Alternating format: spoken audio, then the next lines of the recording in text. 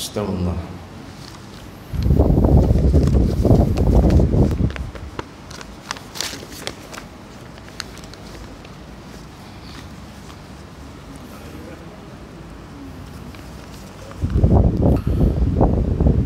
Astaghfirullahalazim, astaghfirullahalazim, astaghfirullahalazim alladzi la ilaha illa huwal hayyul qayyum wa atubu ilaih.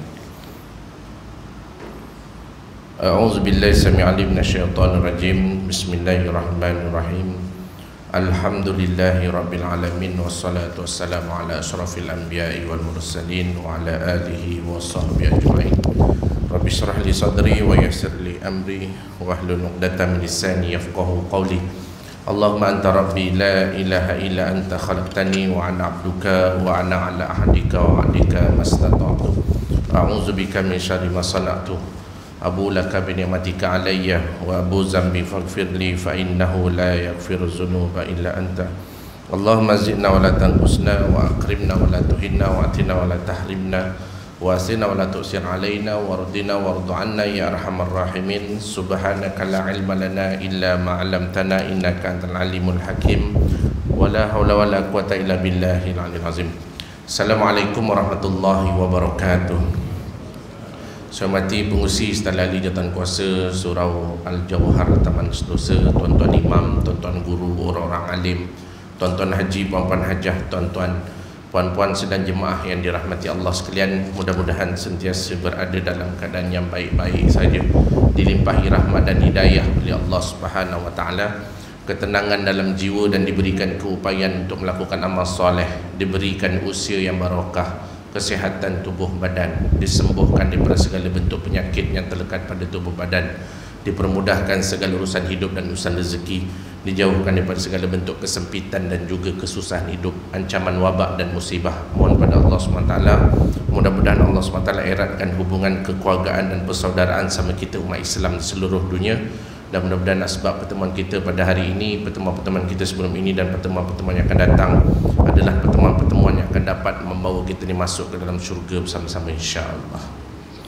Jadi alhamdulillah, syukur pada Allah SWT, selesai kita menunaikan solat fardu maghrib berjemaah dan diikuti dengan zikrullah dan juga doa yang kita panjatkan pada Allah SWT, mudah-mudahan dimakbulkan dan masuklah kita di kalangan hamba-hamba Allah yang bertuah masuk syurga sama-sama insya-Allah satu hari nanti. Jadi waktu-waktu hujan yang sedang turun ni, barakah dalam Al-Quran tu ditafsirkan para ulama, hujan tu adalah barakah, rahmat yang Allah Ta'ala turunkan kepada umat manusia. Tapi bila hujan turun tu lah yang Nabi SAW ketika awan hitam datang, awan hitam datang dan angin mula bertiup, maka wajah Nabi ni jadi pucat. Nabi SAW ni dia jadi muka ketakutan. Ini dinyatakan oleh Sayyidatina Aisyah radhiyallahu anha dan juga Sayyidatina Anas bin Malik radhiyallahu anhu. Dia kata bila datang awan hitam kemudian angin mula bertiup, muka Nabi jadi pucat, berubah muka Nabi SAW. Jadi Anas bin Malik kata Nabi SAW setiap kali angin tiup je, yang agak kuat lah, bukan angin biasa, angin kipas ni angin biasa lah, dia angin kuat gitu, maka Nabi SAW akan ajak sahabat-sahabat Nabi SAW masuk ke dalam masjid bermunajat pada Allah Subhanahu Wa Taala. Jadi bermunajat di kala hujan itu nak turun di dalam masjid itu adalah satu sunnah Nabi SAW. Jadi bila bermunajat, berzikir, baca Quran dan seumpamanya, hujan pun mula turun, muka Nabi barulah berangsur jadi macam tenang sikit. Kerana apa? Di situlah Nabi SAW sebut Allahumma sayyiban nafi'ah, ya Allah jadikanlah hujan ni sebagai hujan yang memberi manfaat. Itu pun sunnah Nabi SAW juga. Bila hujan turun baca Allahumma sayyiban nafi'ah, ya Allah jadikanlah hujan ini sebagai hujan yang memberi manfaat. Jadinya mudah-mudahan dengan doa tu dijauhkanlah daripada musibah-musibah yang datang daripada hujan, banjir dan seumpamanya. Ini doalah banyak-banyak. Tuhan tahu dah sambil-sambil kena hujan dia datang, sempat juga sampai, nasib baik. Jadi sebab Nabi SAW terkenangkan bagaimana umat Nabi Allah Hud alaihissalam, iaitu kaum Ad yang dibinasakan oleh Allah Subhanahu Wa Taala dengan pembinasaan taufan yang sangat dahsyat. Di dalam Al-Quran disebut kaum Ad itu dibinasakan. mereka ni kaya, diberikan kekayaan, hasil pertanian yang ladang yang besar dan seumpamanya, sehingga mereka jadi angkuh pada Allah Subhanahu Wa Taala. Tapi dalam masa yang sama mereka ni enggan untuk beriman pada Allah SWT walaupun telah diajak oleh Nabi Allah Hud AS. Jadi ketika dia diajak masih degil juga, Allah Ta'ala turunkan ujian ataupun azab yang fasa pertama kepada umat Nabi Allah Hud AS, kaum Ad itu, selama 3 tahun kemarau, hujan tak turun langsung, habis kontang tanaman, dia punya ternakannya habis kontang pada ketika itu. Maka di saat itulah Nabi Allah Hud AS berdakwah kepada kaum dia. Dia kalau berdakwah ketika orang dalam keadaan susah, contoh dah terlantar sakit kat hospital, mat, ingat Allah mat, dia mudah sikit nak terima tu, berbanding tengah sihat-sihat main golf tepi tengah padang, panas-panas buta dia main, panas-panas terik tu main golf tu, bertaubatlah kepada Allah contoh gitu. Memang tak lah, yang badan tengah sihat berjoget-joget, melompat-lompat, joget lambak tu dululah zaman-zaman muda tu kan, joget-joget lambak, sekarang dah tak ada sangat tengok. Dia punya galak dia tu, cuba datang kat dia, bertaubatlah pada Allah, memang kena lempang kita. Itu nak sebut yang gitulah. Jadi bila dah sakit-sakit, ingatlah Allah mak, ingat Allah mak, bah, ingat Allah bah. Tu dia macam lebih meresap dalam diri. Tetapi umat Nabi Allah Hud AS ni, kaum Ad ni, walaupun dah diuji dengan kemarau yang lama tu pun, didakwah oleh Nabi Allah Hud AS, tetap masih degil lagi, bergudul tu lah, saya sebutkan tu, dia masih gegil lagi, tak nak dengar cakap, sehinggalah satu ketika awan hitam datang, awan hitam, dan mereka bersorak gembira. Kerana apa? Kerana pada jangkaan mereka ni hujan nak turun, begitu. Lalu Nabi Allah Hud kata, sesungguhnya awan hitam tu bukanlah tandanya hujan nak turun, tetapi azab akan tertimpa ke atas diri kamu. Lalu mereka mempelekehkan Nabi Allah Hud AS, adakah kamu baru hidup atas muka bumi ni? Bukankah setiap kali awan hitam tu hujan akan turun? Maka tak lama lepas itu Allah Ta'ala turunkan musibah taufan yang sangat dahsyat. Rupa-rupanya awan hitam itu bukan sahaja tandanya hujan nak turun, tetapi awan hitam itu juga merupakan salah satu tanda taufan ataupun ribut akan datang di satu kawasan. Ini jangan pandang ringan sebab angin dan juga awan hitam yang datang, sebab belum tentu hujan yang turun. Sebab antara benda yang Allah Ta'ala rahsiakan ialah hujan. Walaupun kita nampak awan dekat langit tu hitam, tetapi belum tentu hujan tu akan turun kat tempat kita. Orang tua-tua dulu kata, kalau nampak mendung di langit, air tempayan jangan dibuang. Gitu. Sebab apa? Sebab belum tentu hujan tu akan turun kat tempat kita. Bila dah mula hujan, barulah dibuang air dalam tempayan tadi tu. Sebab apa? Kadang-kadang dah ada jentik-jentik apa semua tu, pergi pasang tempayan yang bersih tu untuk tadah air hujan yang baru. Kan dulu gitu, kat tepi rumah ada tempayan. Sekarang tak ada lah, tak ada. Tempayannya pun dah lama saya tak pernah jumpa dah, tak nampak lagi. Kok jual ke air hitam ke jual tembikar, tak ada pula. Yang tempayan orang dulu-dulu tu kan sampai 3-4 dia letak zinc gitu kan, bila jatuh airnya tu kan dia tadah airnya gitu. Jadi itulah sebabnya bila kita hujan tu nak turun, maka antara kebimbangannya adalah peristiwa yang pernah berlaku pada umat Nabi Allah Hud AS. Dan bila hujan turun, bacalah Allahumma sayyiban nafi'ah. Dan ulama kata ketika hujan turun ni lah doa-doa kita ni antara waktu-waktu yang dimustajabkan, yang dimakbulkan oleh Allah SWT, insya-Allah. Jadi hari ini kita teruskan kuliah kita untuk membicarakan tentang sirah baginda Nabi sallallahu alaihi wasallam. Yang lepas kita dah bicarakan tentang perjalanan hidup Nabi SAW ketika Nabi SAW masih kecil, maknanya dibela apabila dia dibela oleh Halimatus Sa'diyah, kemudian diserahkan kembali kepada ibunya, kepadanya ibunya Siti Aminah. Kerana apa? Ada peristiwa pembelahan dada Nabi SAW tu, dibersihkan hatinya, dan itu adalah peristiwa yang betul diceritakan kepada Halimatus Sa'diyah. Jadi Halimatus Sa'diyah ni yang menjaga Nabi SAW, dia jadi macam takut. Jadi oleh kerana bimbangnya tu, maka dihantarlah kepada Siti Aminah. Dapatlah hidup bersama Siti Aminah tu sampailah umurnya 6 tahun. Bapa dah tak ada, jadi duduk dengan mak. Duduk dengan mak 6 tahun, meninggal pula mak dia pada ketika itu. Jadi bermulalah episod Nabi sallallahu alaihi wasallam menjadi seorang anak yatim piatu. Ujiannya nak yatim piatu. Sejak pada lahir tak jumpa bapa. Ini dah biasa sangat dah kita dengar ceritanya. Jadi kemudian Nabi sallallahu alaihi wasallam dijaga oleh datuk Nabi sallallahu alaihi wasallam, iaitu bapa kepada Abdullah. Bapa kepada Abdullah iaitu Abdul Muttalib. Yang lepas kita bicarakan nama dia Syaibah. Abdul Muttalib tu nama gelarang, sebab Muttalib tu ialah pakcik kepada Syaibah ni.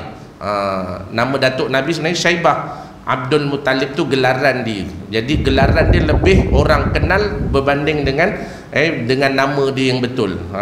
Nama dia Syaibah, sebab ada riwayat menyatakan bahawa rambut dia beruban, maknanya penuh uban, kecil-kecil dah keluar uban. Itulah. Kalau kita dah tua-tua baru keluar uban tu standard lah. Kalau lahir-lahir dah beruban dekat ni gitu, kecil-kecil beruban, Syaibah dah tu.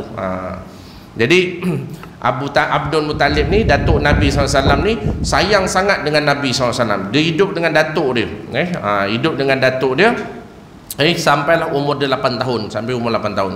Jadi disebutkan perjalanan hidup Nabi SAW bersama datuk Nabi ni, nak ceritakan datuk Nabi ni sayang sangat dengan Rasulullah SAW. Sayang sangat dengan Rasulullah SAW. Jadi bila orang tanya saya, macam mana akhlak Nabi ni boleh baik, sebenarnya sejak daripada kecil pun Nabi telah dididik dengan cara yang baik. Bukan Nabi SAW lahir-lahir tu jadi baik, itu tak. Memang jasad Nabi tu dah baik dah, tetapi Nabi SAW juga dididik, dibimbing oleh orang-orang yang baik-baik. Halimatus Sa'diyah, ibu susuan dia, kemudian dididik oleh ibu Nabi SAW, kemudian dididik oleh datuk Nabi SAW nama Abdul Muttalib, kemudian dididik pula dengan Abu Talib. Kenapa tak dididik oleh Abu Lahab? Gitu. Sebab Abu Lahab ni dia lebih Abu Talib ni lebih lemah lembut berbanding dengan Abu Lahab. Abu Lahab ni kelujuh orangnya, gemuk orangnya, putih, muka dia handsome ni Abu Lahab. Sebab tu namanya Abu Lahab. Lahab ni bukan sebab dia pelahap, tapi Lahab ni adalah maksudnya orang yang bercahaya. Sebab dia handsome. Dia kahwin pun dengan Ummu Jamil, orang yang cantik dekat Mekah pada ketika itu, namanya Ummu Jamil. Tapi perangai, ya Allah, na'uzubillah min zalik, perangai dia. Nanti kita tengok bagaimana turunnya ayat tabbat siada abi lahabi wa tab yang mencelakakan Abu Lahab. Disebab apa? Sebab dia pernah mencelakakan Rasulullah sallallahu alaihi wasallam ketika Nabi membawa syiar Islam, bawa ahli keluarganya untuk beriman pada Allah. Tapi ada orang yang bangun pada ketika itu, iaitu Abu Lahab. Dia kata, tabbat laka ya Muhammad, celakalah engkau ya Muhammad. Adakah kamu kumpul kami pada hari ini dekat tepi Jabal Qubais tu semata-mata kau nak cerita yang perkara-perkara yang menghina agama datuk nenek moyang kita. Sebab dia celakakan Nabi sallallahu alaihi wasallam tu, maka Allah Taala mencelakakan tabbat siada abi lahabi wa tab. Ayat Al-Quran ni ayat mencelakakan Abu Lahab. Jadi nak mencelakakan orang boleh tak? Boleh. Siapa yang celakakan? Bukan suami kita, bukan isteri kita, bukan kawan-kawan kita. Celaka engkau, tak boleh macam tu. Tapi nak celakakan Abu Lahab, dapat pahala besar celakakan Abu Lahab, tapi bukan dengan cara celaka Abu Lahab jadikan wirid, tak boleh. Baca tabbat siada abi lahabi wa tab, dapat pahala besar. Satu ayat, satu huruf diganjarkan paling kurang 10 kali ganda pahala dia. Jadi bacalah. Mak hari ni buat apa mak? Mak tengah mencelakakan Abu Lahab, gitu. Sambil pegang tasbih tabbat siada abi lahabi wa tab. Sebab apa? Orang yang dicelakakan oleh Allah inilah yang pernah mencelakakan Rasulullah sallallahu alaihi wasallam ketika Nabi membuat usaha-usaha dakwah satu ketika dulu. Jadi nak sebutnya masa dijaga oleh Abu Talib, Abu Talib umurnya masa tu 78 tahun. 78 tahun dia jaga cucu dia ni, Nabi sallallahu alaihi wasallam ni. Jadi Nabi sallallahu alaihi wasallam tu dijaga oleh Abu Talib. Nak sebutkan Abu Talib ni dengan Rasulullah, sifatnya yang disebut sebagai hafian. Hafian ni apa? Sifat yang dia macam mana? Dia suka tanya, sehat ke tak sehat, sakit sehat ke, hari ni sehat ke, lapar ke kenyang. Dia suka tanya macam tu. Ataupun dia tanya, hari ni susah ke, macam dia suka tanya orang. Ini sifat hafian. Bagus ada sifat macam ni tuan-tuan. Dia nampak prihatin sangat. Tengok kawan-kawan kita tak datang ni, besok kita tanya pada dia, semalam tak datang masjid sebab kereta rosak ke, contoh gitu. Tu hafian namanya. Tapi bukan nyindir, dia bukan nyindir. Balik nanti tanya dengan IC ke masing-masing, tanya suami ke, tanya anak, tanya cucu ke, kamu dah solat ke belum. Tu hafian lah tu. Sifat orang Arab sebut sebagai hafian. Hafian ni sifat yang suka ambil tahu. Dia bukan busybody, bukan, tapi dia dia orang kata peka, ataupun bahasa Jawanya alert. Alert tu Jawa ke Inggeris tu? Lebih kurang je lah, asal ada bunyi sudah, tak payah macam beria sangat lah. Orang putih kata alert, orang Arab kata hafian. Dia peka, dia suka ambil tahu begitu. Ini bagus tuan-tuan dalam masyarakat kita. Jiran tetangga sesama kita dengan jiran-jiran tangga ni, dia ada sifat hafian ni bagus. Lama tak nampak si Minah ni, mana perginya? Lah kau tak tahu ke? Ceritanya macam tu. Dia tengah kaki kena gaut, kena gaut. Kena gaut. Dia pun datang bawa ubat gaut. Aku dulu pun kena macam kau, aku makan ubat ni settle. Hafian lah tu. Tu sifat hafian. Jadi sifat ni Abdul Muttalib dengan Rasulullah ni, dia nampak ketara sangat.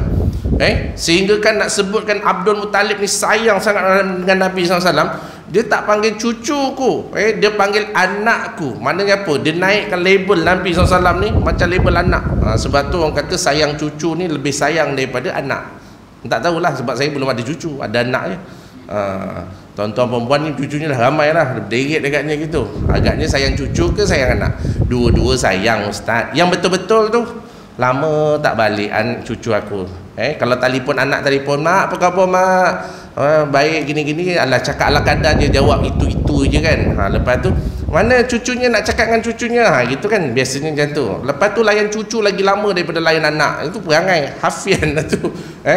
Jadi Abdul Muttalib pun macam tu. Dia punya sifat dia suka sangat layan Nabi SAW ni, sampai dia panggil Nabi tu anak, bukan dia panggil cucu. Ini maknanya bagi orang Arab lah. Jangan kita panggil cucu, kalau kita samakan cucu kita dengan anak kita tu, tak nak sebut orang Arab ni, dia nak tunjukkan tinggi betul kasih dia kepada cucu tadi tu, sampai dia naikkan label tu macam anak. Macam anak, bukan anak, tapi macam anak. Punya sampai pinggang macam tu. Jadi sifat hafian tu ada dalam diri dia, dan diri Abdul Muttalib pada ketika itu. Jadi pernah tu ketika Abdul Muttalib dia pergi musafir lah, entah pergi mana katanya, pergi musafir. Jadi bila balik ni, dia bukan tanya anak bini, tak. Dia cakap, mana cucu aku? Mana anak aku? Mana Muhammad? Dia kata, mana Muhammad? Dia tanya cucu dia dulu. Sebut gitu. Dan memang manjalah Nabi SAW ni bersama dengan datuk dia Abdul Muttalib. Lepas kematian mak dia tu, lepas kematian Siti Aminah, maka pada ketika itu dijaga oleh Abdul Muttalib. Itulah tempat dia membadu kasih. Orang kata berkasih-kasihan, nak mengadu, nak membanja ke dengan Abdul Muttalib lah pada ketika itu. Sehinggalah disebutkan dalam satu riwayat yang kuat, dia menyatakan bahawa dekat Makkah tu, dekat Kaabah tu, dia ada satu tempat macam tempat persidangan gitulah. Jadi ada satu kursi ni ataupun setengah pendapat menyatakan hamparan. Mungkin macam kursi macam sofa gitu. Tapi itu hanya dikhususkan kepada pembesar Mekah saja, orang yang terutama di Mekah. Orang yang terutama di Mekah pada ketika itu adalah Abdul Muttalib. Abdul Muttalib adalah orang yang paling utama sekali. Jadi senang cakap, kursi tu tak boleh diduduk oleh orang lain. Tak boleh duduk. Kita tengoklah, kalau kita tengok protokol-protokol kan, sehari sebelum buat majlis melibatkan program-program diraja contohnya begitu, maka dia akan buat rehearsal, buat raptai. Bila buat raptai tu, kursi yang digunakan dia tak boleh pakai kursi kerabat diraja. Kursi kerabat tu hanya akan disediakan pada pagi tu, baru dikeluarkan kursi tersebut. Jadi yang berlakon jadi raja tu untuk program raktai tu adalah kursi-kursi biasa, kursi banquet letak macam tu. Saya lepas bagi tazkirah diraja depan Permaisuri Johor tu, masa rehearsal tu, kursi semua untuk bergambar, dalam kursi diraja dalam tu. Tapi masa raktai tu dia pakai kursi biasa. Besoknya baru nampak kursi tu ada logo dan sebagainya. Dia macam itulah kursi tu, tak boleh orang lain duduk kecuali pembesar Mekah lah pada ketika itu. Jadi satu ketika Nabi SAW dengan anak-anak kepada Abdul Muttalib ni, dia ada lebih kurang 10 orang. Jadi Nabi SAW ada di situ. Sementara nak tunggu Abdul Muttalib ni datang, maka tak ada tempat. Nabi dia budak lagi, kecil lagi, antara 6 hingga 8 tahun tu. Jadi Nabi SAW tak ada tempat nak duduk. Jadi Nabi SAW panjat dekat kursi ni tadi. Pakcik-pakcik dia ni, anak-anak Abdul Muttalib semua malah, jangan duduk situ, jangan duduk situ. Kebetulan Abdul Muttalib pun datang. Maka Abdul Muttalib kata apa? Biarkan. Dia memang suka, kata dia biarkan cucu aku ni memang suka kepada benda yang sifatnya mana darajat yang tinggi. Maksudnya macam itulah, nak tunjuk dia memang suka benda-benda yang bersifat kemuliaan dan seumpamanya. Jadi dia biarkan je Rasulullah SAW duduk. Sedangkan anak kepada Abdul Muttalib yang pembesar-pembesar juga mereka ni, tapi tak pernah duduk. Situ. Kita kat rumah tak ada kursi kita sendiri, tuan-tuan. Tak ada. Tak ada kursi kita sendiri. Kalau nak duduk, duduk lah. Cucu kita datang 5-6 orang pergi panjat-panjat, lompat-lompat tu. Dah jadi macam sukan gimnastik lah, cerita gitu. Kita buat selamba je. Sebab apa? Sayang cucu. Cuba anak kita yang dah besar-besar buat macam tu, tak kena tengking je. Yang itu kita lah. Kalau anak lah, kalau cucu kecil-kecil, memanglah ustaz dah tua bangka macam nak lompat-lompat, patutlah berlubang. Tak percaya, tempat tidur kita katil tu kadang-kadang cucu kita masuk dalam bilik tu, itulah tempat tidur kita katil. Cucu boleh lompat-lompat, nak marah tak sampai hati. Cucu tuan-tuan. Cuba anak kita balik kampung sesekali kita pergi lompat-lompat atas katil tu. Dah kau jangan balik lah, saya rosakkan katil, patah katil aku, kau buat lompat-lompat macam budak-budak je tu. Padahal anak manja je. Tak ada lah kau anak manja macam tu, lompat-lompat katil tuan-tuan. Jadi sehinggalah satu ketika sampai satu ketika umur Abdul Muttalib tu dah 80 tahun. Jadi bila orang tanya umur berapa tahun Abdul Muttalib meninggal dunia, pada 80 tahun. Di situlah Nabi sekali lagi menangis. Menangis. Tadi mak dia meninggal menangis.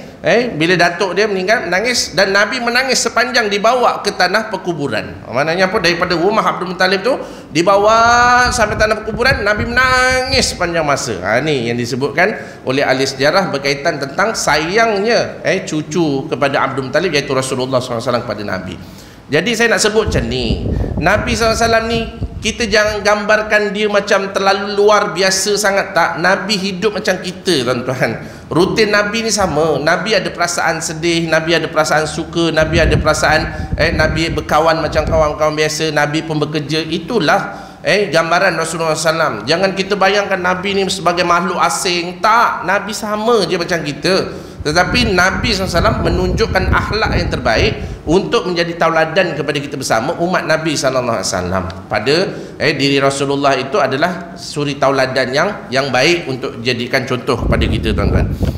Kemudian sebelum meninggal dunia, Abdul Muttalib mewasiatkan supaya hak jagaan anak. Ni saya dah cerita yang lepas. Hak jagaan anak itu diserah kepada Abu Talib. Orang tanya, umur Abu Talib masa tu berapa tahun? 37 tahun. Masa tu Nabi SAW berusia 8 tahun. Kenapa Abu Talib yang dipilih oleh Abdul Muttalib, iaitu datuk Nabi SAW, sedangkan ada adik-beradik lain, termasuklah Abu Lahab yang kaya dan sangat sayang juga dengan Rasulullah SAW? Kerana Abu Talib adalah adik-beradik seibu sebapa dengan Abdullah, bapa Nabi SAW. Abu Lahab adik-beradik sebapa, dia bukan seibu sebapa. Jadi kalau kita bagi faraid ke, yang betulnya ialah yang diberi keutamaan adalah adik-beradik seibu sebapa. Lepas tu adik-beradik sebapa. Kalau nak jadi wali pun, anak perempuan nak kahwin, bapa dah mati, bapa dah mati, atuk dah mati. Sebab wali ni dia tak boleh bersambung dengan mak. Wali ni bersambung dengan bapa. Kemudian bapa dah mati, pergi datuk. Datuk dah mati, pergi kepada siapa? Adik-beradik seibu sebapa. Yang lelaki. Jadi bolehlah guna wali adik-beradik seibu sebapa yang lelaki, bukan yang perempuan, yang lelaki. Kalau adik-beradik seibu sebapa yang lelaki tak ada, barulah pergi kepada adik-beradik sebapa, iaitu adik-beradik tiri dia, yang belah bapa, bukan belah mak. Itu urutan dia tu, wali-wali dalam pernikahan. Jadi kalau abang sulungnya tak ada masa nak nikah esok, maka gunalah adik lelaki yang memang duduk kat rumah. Sebab masa nikah ni wali memang kena ada kat situ.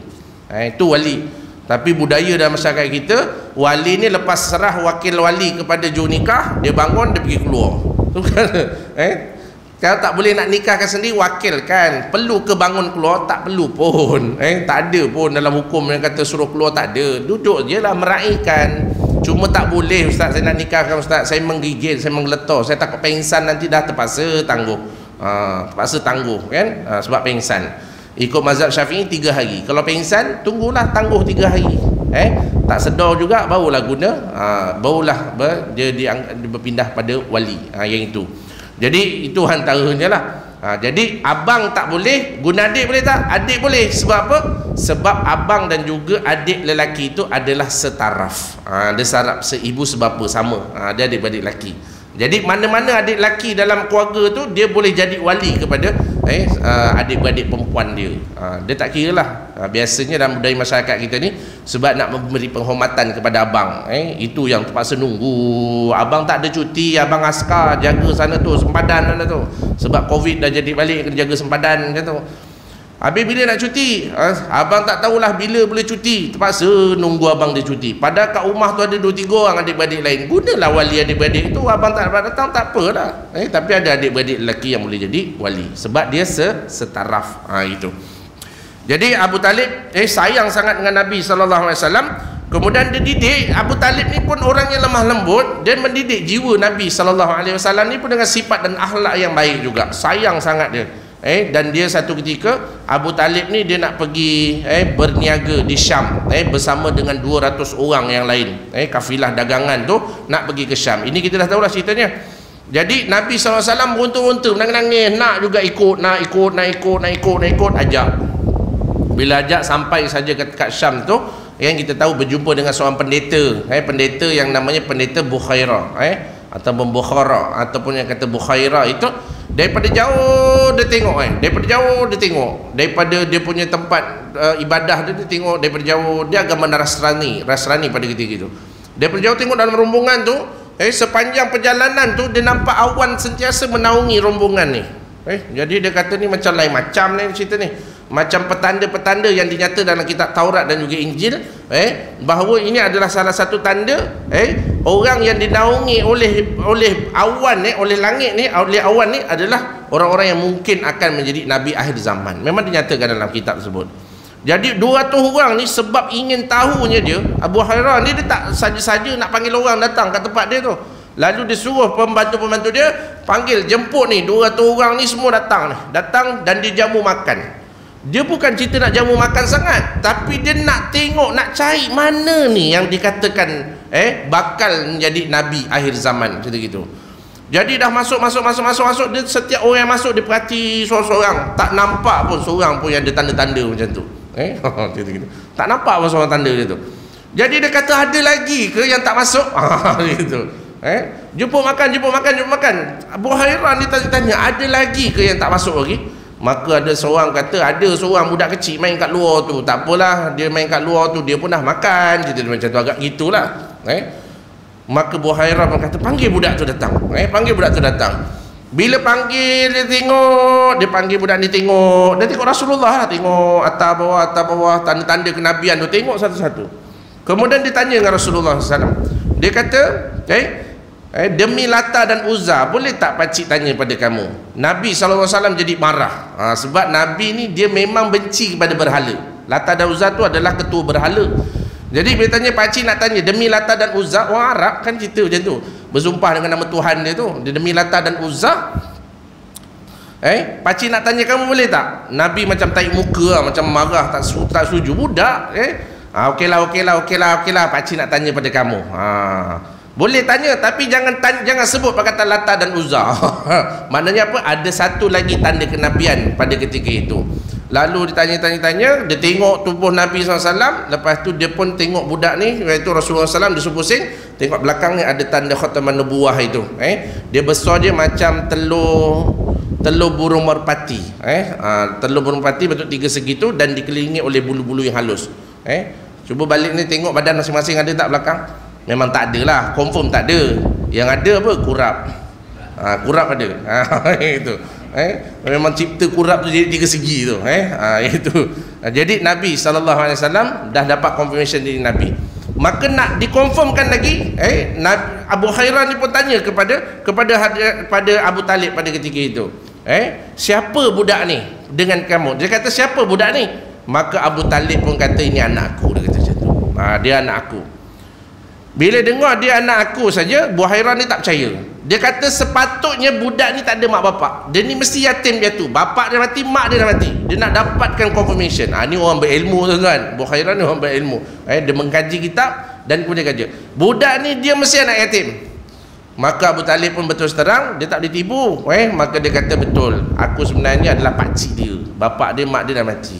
Maka dia pun bisik dengan Abu Talib, budak ni adalah bakal menjadi Nabi akhir zaman. Maka kamu jaga betul-betul, jangan sampai orang Yahudi tahu bahawa dia ni Nabi akhir zaman. Apa yang berlaku pada ketika itu, Abu Talib masa tu pun dinasihatkan, kamu bawa balik budak ni. Maka bawa balik, tak sampai lagi kat Syam tu, nak berniaga tu, dah dibawa balik kat rumah. Dan sejak daripada itulah Abu Talib jadi tak tenteram jiwanya kerana bimbang dengan keselamatan Nabi. Sebab dalam ramai anak dia, Nabi lah yang paling disayang sekali. Walaupun ada anak dia yang 10 orang tu, tapi Nabi 10 ataupun 8 orang, Nabi lah orang yang paling disayang sekali. Sebab apa? Akhlak Nabi SAW tu sejak kecil dah bagus dah. Nabi SAW ni tuan-tuan, akhlak Nabi SAW ni kan kita tahu kan. Ada satu kisah lah. Kisah ni kisah biasa yang kita dengar lah, yang orang Badui kencing dekat masjid tu kan. Itu biasa kita dengar lah. Tapi sebelum cerita tu ada peristiwa tuan-tuan. Orang Badui ni dia masuk Masjid Nabawi. Badui ni macam orang dusun tu lah, orang asli yang jenis tak tahu apa. Sekarang orang asli pandai-pandai lah. Jadi bila datang dia keluar masuk dekat Masjid Nabawi tu, dia pun terus berdoa, Allahumma ufirli wali Muhammadin, ya Allah ampunkanlah dosaku dan dosa Muhammad.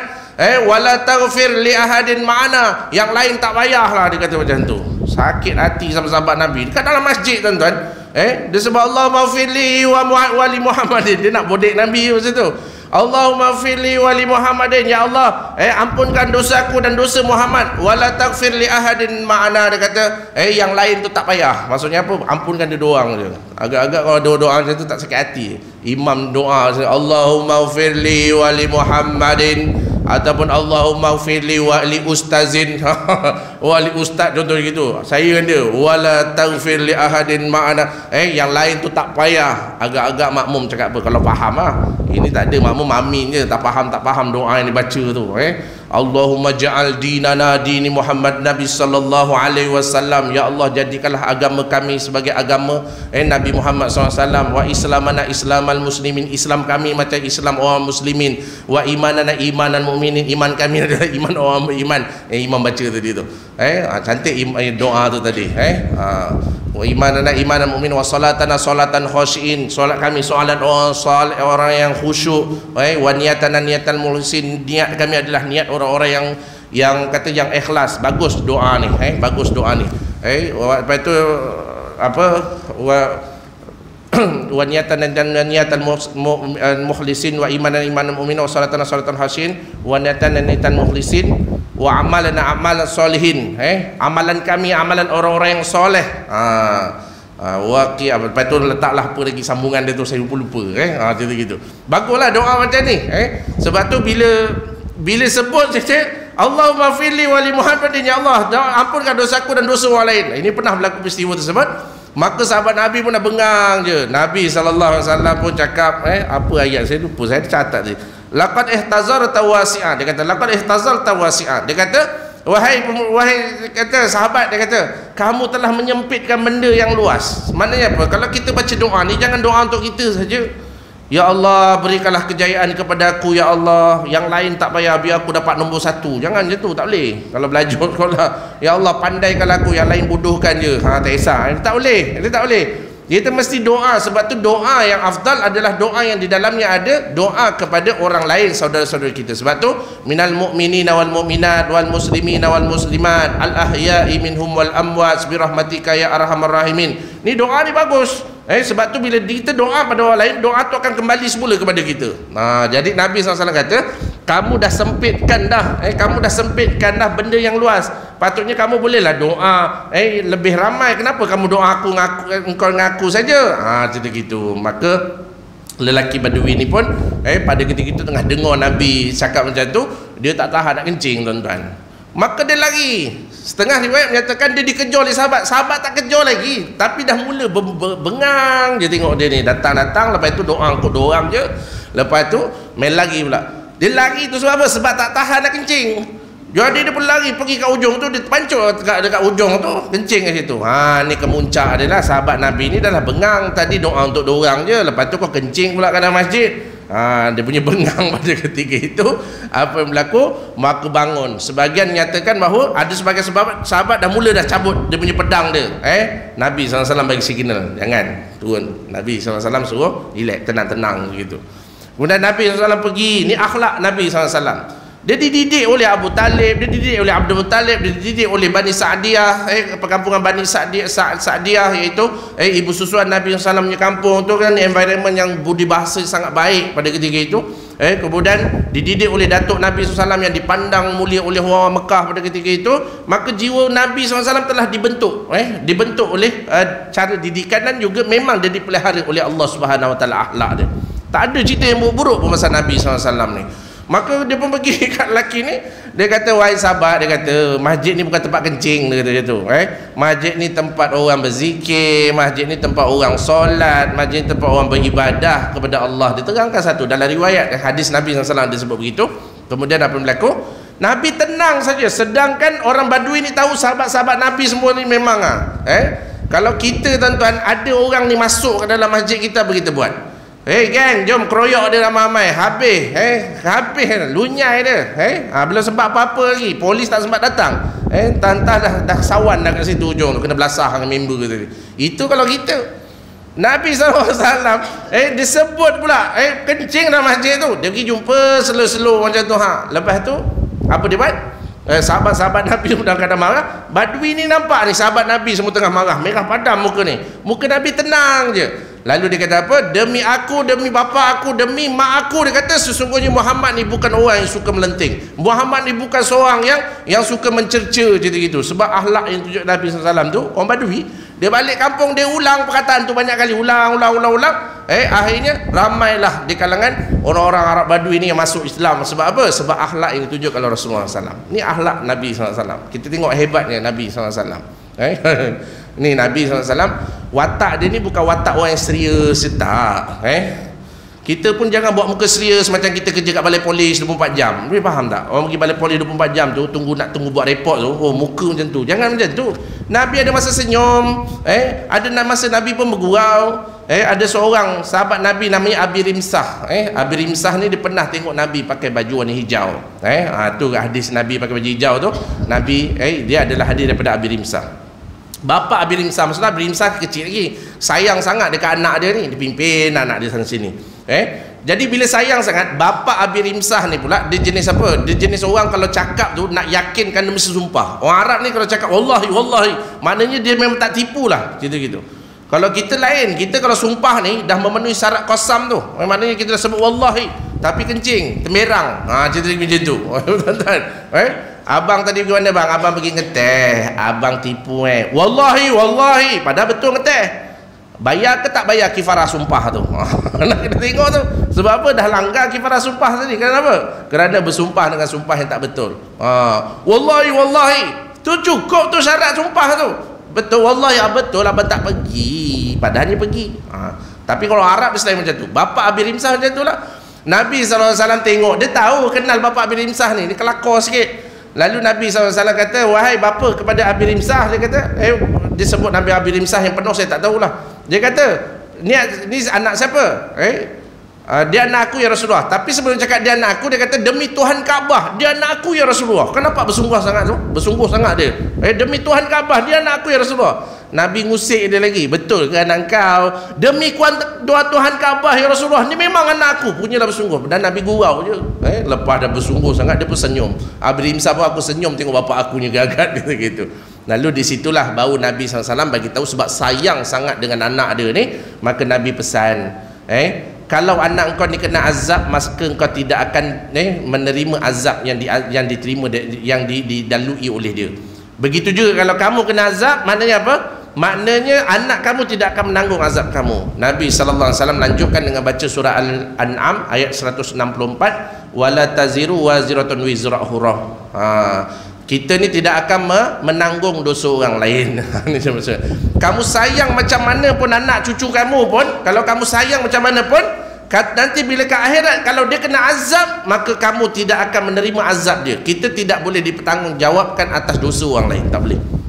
Ini ramai orang datang menjawab saya, dia kata ni 2-3 hari lepas dia marah lelaki dia, abang kalau tak ceraikan saya, abang tanggung dosa saya. Dalam hati saya, siapa ngajar macam tu?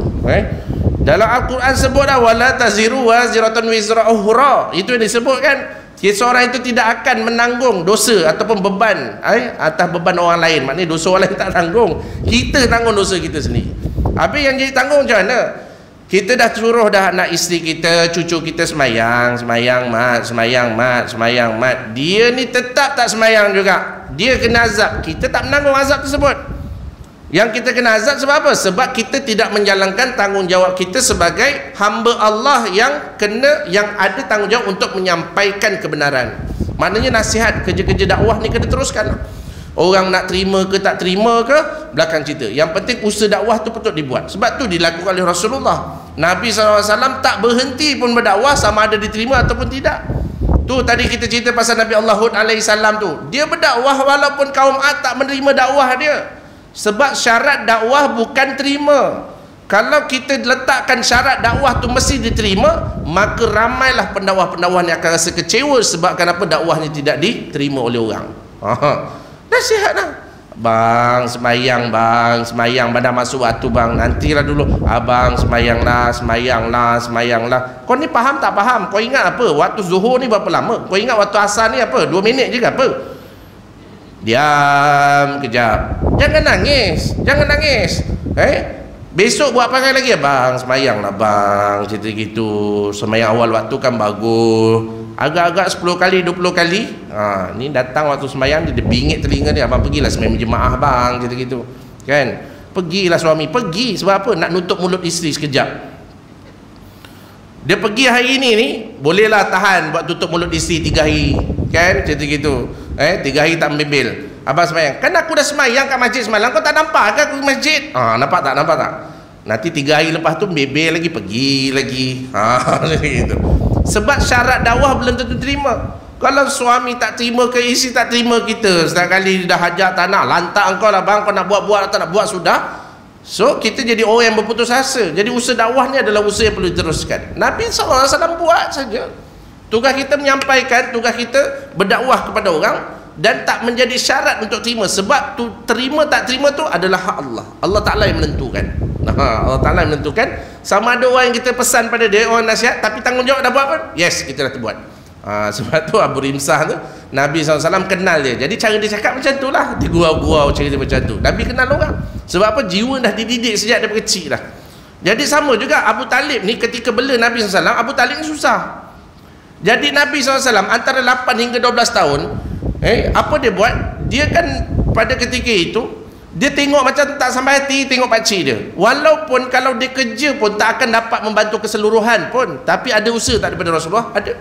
Dia ambil upah.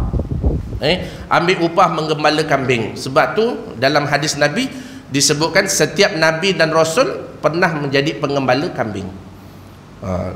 Apakah ciri-ciri seorang Nabi dan Rasul? Dia pernah mengembala kambing. Semua Nabi dan Rasul mengembala kambing. Jadi menggembala kambing tu antara umur 8 hingga 12 tahun dia bela, dan dia dapat upah. Dia dapat upah apa yang dinamakan dia dapat upah lah, karakit ni dia macam ada 2 pandangan. Satu kurma hindi, kurma hitam.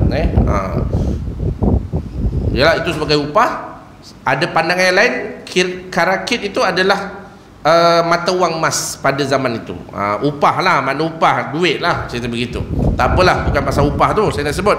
Jadi pada ketika itu tujuannya apa? Tujuan dia nak membantu pakcik dia yang telah memelihara dia. Sebab tu bila nak pergi berdagang, maka dia nangis walaupun masih budak lagi. Dia nak ikut Nabi SAW, nak ikut Abu Talib tu. Tu yang pergi Syam, jumpa kan, jumpa dengan Buhairah tadi. Bila tahu saja Abu Talib pun balik, bawa Nabi SAW. Dah sejak daripada tu dah tidurnya tidak nyenyak. Saya dah cerita dah yang lepas. Setiap malam dia akan angkat Nabi SAW, pindahkan kat tempat tidur anak dia yang lain. Kemudian anak dia ni diangkat, dipindahkan tempat tidur Nabi SAW. Anggapannya apa? Kalau malam tu ada musuh Islam, ada orang Yahudi ke musyrik ke yang tahu, dekat mana tempat tidur Nabi SAW, biarlah yang kena bunuh itu adalah anak dia, jangan Rasulullah SAW. Nampak jaga dia. Sebab itu dalam peristiwa hijrah, Sayyidina Ali diminta untuk gantikan tempat tidur Nabi SAW. Kerana apa? Sayyidina Ali dia buat pada ketika tanpa ada usul peksa, tanpa ada tanya-tanya lebih, tak ada. Sebab apa? Sebab memang dah dilatih oleh bapak dia sejak daripada kecil. Apabila bapak dia tahu bahawa yang Nabi SAW itu adalah Nabi akhir zaman, dan dia boleh diancam oleh orang-orang musuh-musuh Islam yang tak puas hati, terutama orang Yahudi. Sebab orang Yahudi ni dia bukan tak mengaku Nabi SAW itu Nabi akhir zaman, tetapi dia rasa sakit hati kerana Nabi akhir zaman itu tidak lahir daripada orang-orang Yahudi, tapi lahir daripada orang Arab. Itu sebenarnya yang juga tak berhati. Bacalah cerita pasal orang-orang yang kuat agama dalam agama Yahudi dalam perkampungan Bani Nadir, begitu juga dengan Bani Qainuqa dan juga Bani Quraizah. Mereka ni bukan tak yakin dengan kenabian tadi, dia tahu Nabi itu ada Nabi akhir zaman, tapi dia tak puas hati bahawa Nabi akhir zaman tu sepatutnya lahir di kalangan orang Yahudi, tapi rupa-rupanya dia lahir daripada kalangan orang Arab. Itu yang menyebabkan tak puas hati. Ada yang kisah nanti sampai satu peringkat kita cerita tentang pengusiran Bani Nadir. Ada seorang ulama dia lah, siapa nama dia saya pun lupa, Abdullah bin Miskam, Abdullah bin Miskam, nama macam orang Jawa, Miskam, gitu. Tapi dia pendeta Yahudi dekat perkampungan Bani Nadir. Dia ni kalau ikut riwayat para ahli sejarah, Ibnu Hisham, Ibnu Ishaq menyatakan bahawa dia tahu bahawa tanda-tanda kenabian semua ada pada Nabi tu, tapi yang jadi tak beriman sebab apa? Sebab dia tak puas hati. Sepatutnya Nabi akhir zaman tu adalah di kalangan orang Yahudi, bukan di kalangan orang Arab. Itu yang dia jadi sebab sebab bagaimana Nabi akhir pada ketika itu ada ancaman nak cuba bunuh Nabi SAW, tapi Allah Ta'ala dah bagi tahu dah pada Rasulullah SAW supaya Nabi SAW ini beransur daripada perkampungan Bani Nadir tu, dan Nabi sediakan bala tentera dia kepung perkampungan Bani Nadir, dan akhirnya Bani Nadir diusir daripada Madinah. Sebelum tu Bani Qainuqa dia hina wanita Islam, dihalau daripada Madinah pada ketika itu. Jadi dalam peperangan ada satu lagi, iaitu Bani Quraizah. Bani Quraizah ni diusir selepas peperangan Khandaq. Kerana apa? Mereka bersekongkol dengan orang-orang musyrikin Mekah dan Yahudi Bani Nadir untuk menjatuhkan Madinah pada ketika itu. Nanti kita tengok semua orang Yahudi dekat Madinah tu semua diusir. Orang Yahudi tak boleh masuk Madinah tu, takut dia. Jadi dia guna proksi dia lah. Tu yang tengok orang berjoget-joget apa benda semua sekarang tu, kita pun jadi pening, sedih dah tengok. Perayaan-perayaan Yahudi dah masuk dah dekat tanah suci Mekah tu. Kita tengok yang kita yang baru ni, sedih kita tengok. Sebab apa? Sebab Yahudi nak masuk dia tak berapa nak berani sangat. Maka dia menggunakan pengaruh-pengaruh dia di kalangan orang-orang Islam itu sendiri, yang dirosakkan pemikirannya. Itu cara nak menjatuhkan orang Islam adalah dengan cara mempengaruhi minda. Nak ajak perang belum tentu menang. Jadi caranya rosakkan lah, menghasut dan semua. Itu perangai itu perangai apa? Perangai syaitan lah, yang suka menghasut. Dah habis masa dah, belum masuk tajuk lagi. Entah bila nak masuk tajuk, saya pun tak tahulah kat surau ni. Daripada dulu nak masuk tajuk tak masuk-masuk lagi. Dah berapa bulan dah ceritanya masih lagi cerita pasal kat sini. Dah merayap cerita tadi, cerita pasal bela Nabi SAW dah merayap gitu tempat lain. Tak apalah, ikutlah, kira halal je lah. Kita macam anggap buah-buah lah, nak beranak sudah lah. Tak payah macam buaya sangat. Ni penonton-penonton kita ni pun kira halal je lah. Dia kalau nak cerita kan memang banyak. Kalau cerita sirah pun, saya di surau An-Nur pun dah 5 tahun. Baru masuk tahun yang ke-5 hijrah. Makna ada lebih sampai kewafatan Nabi tu ada lebih kurang dalam 7 tahun lagi. Ada lebih kurang dalam 4 tahun lagi lebih kurang. Saya dah kira perang Khandaq je lebih kurang dalam 5 kuliah, 6 kuliah peperangan Khandaq. Peperangan Badar pun lama juga cerita gitu. Kalau nak detail lah, jadi untuk belajar sirah lebih kurang dalam 7 tahun lah. Ngadap je lah muka saya ni 7 tahun. Kalau nak, ini pun dah tebuk-tebuk lah ni. Tak cerita pasal salu-galu keluarga Nabi SAW detail, tak cerita pula cerita. Ni dalam umur-umur Nabi SAW ni, Nabi pernah pergi perang. Dia panggil cerita lah, Nabi pernah pergi perang. Masa umur Nabi SAW 20 tahun, tolong pakcik dia nama Al-Haris dalam peperangan Fijar. Dia kerjanya apa? Kerjanya kutip anak panah. Kemudian Nabi SAW pernah membangunkan balik bangunan Kaabah tu yang pernah dilanda banjir, rosak sebahagiannya. Semua berhala kat keliling Kaabah semua runtuh. 360. Nabi SAW jadi semangat sebab apa? Sebab berhala semua dah runtuh dah. Jadi bangunkan Kaabah tu. Bila dah bangunkan Kaabah jauh lebih tinggi, nanti kita ceritalah Kaabah ni dulu lebih rendah berbanding yang sekarang ni. Dia adalah bangunan yang dibangunkan oleh Nabi Allah Ibrahim dan juga Nabi Allah Ismail alaihissalam. Ini tuan-tuan, Kaabah itu. Dan bila dah dibangunkan Kaabah tadi, bangunan yang baru tadi tu, maka orang-orang musyrikin Mekah dia import berhala-berhala sebanyak 360 berhala tu. Berhala yang dah rosak tu semua diganti baru. Ini yang Nabi jadi macam makin tak sedap hati. Dia macam tak selesa tau masuk dalam Kaabah tu. Maka apa dia buat? Maka itulah bermulanya dia bertahanus. Tahanus ni makna bersendirian di Gua Hira. Sehinggalah nanti kita cerita tentang turunnya wahyu. Yang ini ada 2-3 kuliah lagi sebelum sampai kat cerita tu. Entah bila lah, agaknya gitulah. Jadi mudah-mudahan Allah Ta'ala berikan manfaat pada diri kita. Jadikan kisah-kisah penceritaan Nabi SAW ni sebagai cara untuk kita menzahirkan cinta kita pada Nabi. Maknanya apa? Kita dengar cerita Nabi ni, ya Allah, bestnya Nabi. Cerita gitu. Dan akhirnya kita jadi macam tak dapat contohi satu, tak dapat contohi semua, dapat 1-2 benda yang kita boleh ambil daripada peribadi Nabi SAW pun alhamdulillah, dapat saham kita sama-sama, saling menyelamatkan kita dalam di akhirat esok insya-Allah. Jadi mudah-mudahan itu saja. Mohon ampun dan maaf ya, bukan nak mengajar dan sebagainya, sekadar kita berkongsi-kongsi jelah, bual-bual jelah. Ustaz-ustaz lain ngajar lah, saya tak, saya kongsi-kongsi, bual-bual je. Untuk menyampaikan amanah ibu bapa saya dan juga guru-guru saya. Mudah-mudahan mereka pun dapat manfaat pahala, dan kita pun dapat pahala juga, sampai pada anak isteri kita, balik pada ahli keluarga kita, kita pun dapat pahala juga insya-Allah. Jadi itu saja, mohon ampun dan maaf. Wabillahi taufiq wa hidayah. Assalamualaikum warahmatullahi wabarakatuh. Tasbih kafarah suratul Asr.